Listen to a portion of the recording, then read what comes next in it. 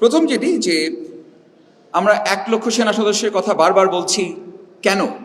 পূর্ববর্তী নির্বাচনগুলোতে আমাদের সর্বোচ্চ 40 থেকে 42 হাজার সেনা সদস্য আমরা মোতায়েন করেছিলাম, আর এবার 1 লক্ষ। তাহলে কেন এই বিশাল পার্থক্য এবং কেন এই এত বড় সংখ্যায় আমরা মাঠে গেলাম? অন্যান্য নির্বাচনের চাইতে এবারের নির্বাচনে আমাদের মোতায়েনের পার্থক্য হচ্ছে, আমি শুরুতে আপনারা খেয়াল করেছেন, আমরা স্বরাষ্ট্র মন্ত্রণালয়ের নির্বাচন পরিপত্রের কথা আপনাদেরকে উল্লেখ করেছি, যেখানে বাংলাদেশ সেনাবাহিনীকে, ইনফ্যাক্ট সশস্ত্র বাহিনীকে ভোট কেন্দ্রের আগিনা পর্যন্ত যাওয়ার অনুমতি দেওয়া হয়েছে, যেটা পূর্ববর্তী নির্বাচনগুলোতে ছিল না। আমরা স্ট্রাইকিং ফোর্স হিসেবে দূরবর্তী একটা জায়গাতে কনসেন্ট্রেটেড হিসেবে আমরা একসঙ্গে অবস্থান করেছি। এবার আমি যে কথাটা একটু আগে এখানে একজন জানতে চেয়েছিলেন, যে সাধারণ মানুষের নিরাপত্তার বিষয়টা যাতে তারা নির্বিঘ্নে যাতে ভোট কেন্দ্রে যেতে পারে, সেই কথাকে মাথায় রেখে সম্মানিত সেনাবাহিনী প্রধান আমাদের ন্যূনতম প্রয়োজনীয় সেনা সদস্যকে রেখে বাকি সকল সেনা সদস্যকে উনি নিয়োগ করেছেন এই সুষ্ঠু ইলেকশন করার জন্য। যে কারণে আমরা চেষ্টা করছি আমাদের প্রয়োজনীয় যে যানবাহন, সেই যানবাহন আমাদের অপ্রতুল। আমরা অসামরিক প্রশাসনের কাছে সাহায্য চেয়েছি যাতে তারা আমাদের রিকুইজিশন করে গাড়ি দেয়, সেটাও যখন দিতে পারছে না, আমরা গাড়ি হায়ার করে হলেও যাতে আমাদের এই সেনা সদস্যরা নিয়মিত টহলে থাকতে পারে, এবং তার জন্য তারা প্রস্তুত। আমাদের সেনা সদস্যরা অক্লান্ত পরিশ্রম করছে। আপনারা ঢাকার বাইরে গেলে দেখবেন, ঢাকার ভিতরে আপনারা দেখেছেন যে তারা অক্লান্ত পরিশ্রম করছেন, দিনরাত তারা টহল পরিচালনা করছেন শুধুমাত্র এই আস্থার জায়গাটা ফিরিয়ে আনার জন্য, এবং এটা জোরদার করা হয়েছে গত 20 জানুয়ারি থেকে। আপনি যে তথ্যটা বললেন পরবর্তী অংশে, যে টিআইবির যে রিপোর্টটা, যে 600-র বেশি সহিংস ঘটনা ঘটেছে এবং 150-র বেশি নিহত। যে কোনো সহিংস ঘটনা অনাকাঙ্ক্ষিত।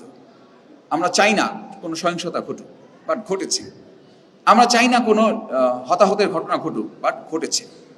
এখন যদি আমাকে যে প্রশ্নটা করলেন যে সেনাবাহিনী মাঠে থাকা অবস্থায় কি করে ঘটলো, তো সেনাবাহিনী 20 জানুয়ারি আগ পর্যন্ত 35,000 মাঠে ছিল। এই 35,000 থাকা অবস্থায় এই ঘটনাটা ঘটেছে। যদি আমরা না থাকতাম তাহলে কি এটা বাড়তো না কমতো? আমাদেরকে ব্যাপারগুলো বুঝতে হবে, এবং আমি চাই যে আপনাদের মাধ্যমে এই উপলব্ধিটা সবার মাঝে ছড়িয়ে যাক। আমরা একটা জনবহুল দেশ, অনেক মানুষের দেশ। এর মাঝে আমরা 1 লক্ষ সেনা সদস্য নিয়োগ করার পরও সেটা সত্যিকার অর্থে অপ্রতুল। দুর্গম জায়গা আছে, বিপদসংকুল কেন্দ্র আছে, সব জায়গায় ফিজিক্যালি আমরা থাকতে পারছি না। কিন্তু আমাদের চেষ্টার কোনো ত্রুটি নেই। আমাদের সৈনিকেরা কোনো ধরনের তাদের বিশ্রাম নিয়ে তারা চিন্তিত না। যে কোনো সময় যে কোনো জায়গা থেকে একটা খবর বা একটা সংবাদ, একটা ইন্টেলিজেন্স কোনো রিপোর্ট সঙ্গে সঙ্গে তারা ছুটে যাচ্ছে। এবং যে কারণে আমি বলেছি যে 20 জানুয়ারির পর থেকে, যখন থেকে 1 লক্ষ সেনা সদস্য মোতায়েন হয়েছে, তারপর থেকে এই ঘটনাগুলো কমে এসেছে। এখন একটা বিষয় আমি আপনাদের কাছে সাহায্য চাইব। আপনাদের কাছেও আমি জানি অনেক সময় অনেক তথ্য আসে। এই তথ্যটা যদি আপনারা আগে থেকে আমাদেরকে অবগত করতে পারেন, ক্যাম্পকে জানাতে পারেন, লোকাল ক্যাম্পকে জানাতে পারেন, তাহলে কিন্তু আমরা দ্রুত গতিতে সেটা মোকাবেলা করতে পারি। তাহলে সহিংসতাটা এড়ানো সম্ভব হয়। কিন্তু একটা জিনিস ঘটনা ঘটে যাওয়ার পরে যদি আমাদের কাছে আসে, তখন এটা আর কিছু করার থাকে না।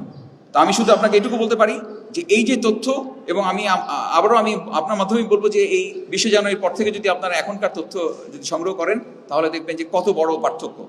শুধু এটুকুই বলবো যে আমাদের উপস্থিতি জনমনে একটা আস্থার জায়গা তৈরি করতে সক্ষম হচ্ছে, এবং আপনারা যদি সাথে থাকেন এবং সঠিক তথ্যটা যদি রাইট টাইমে যদি আপনারা প্রকাশ করেন, অপপ্রচার, মিথ্যাচার, সোশ্যাল মিডিয়াতে যে এগুলো যদি আমরা রোধ করতে পারি, তাহলে অবশ্যই আমরা সবাই মিলে একটি সুন্দর এবং অবাধ সুষ্ঠু নির্বাচন আমরা উপহার দিতে পারবো।